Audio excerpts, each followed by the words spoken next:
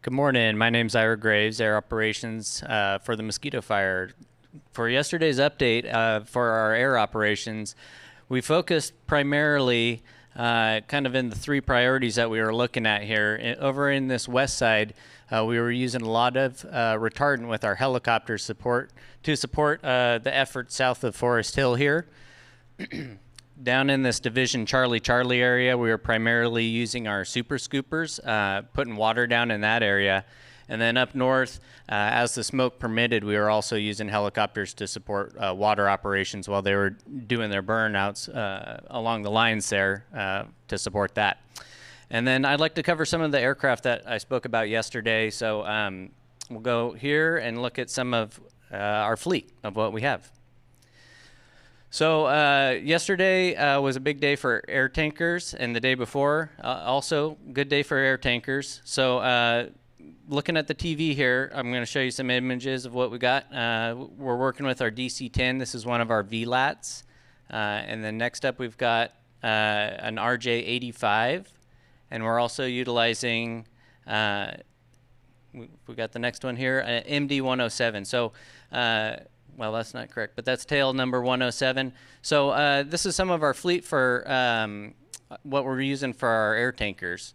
And then going into some of our helicopters that we've been using. So this is the helicopter that we've been using for night flying operations for buckets. This is CAL FIRE's Type 1 helicopter. It's a Black Hawk S-70.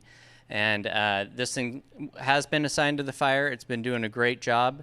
As of tonight, or last night was the last shift, we're going to be utilizing this, and we're going to be transitioning over to some federal resources. So we're bringing up the Angeles National Forest's Type 2 night flying helicopter. We'll be starting tonight.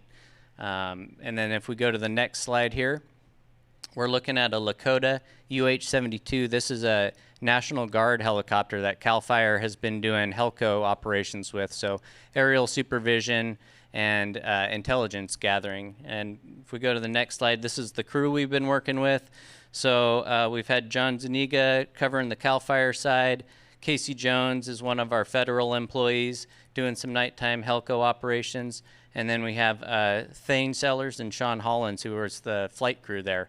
So it's been a really good interagency cooperation for working with this night flying HELCO. And if we move on, we'll go on to some of our other aircraft. This is the super scoopers I was referring to. That's a CL-415.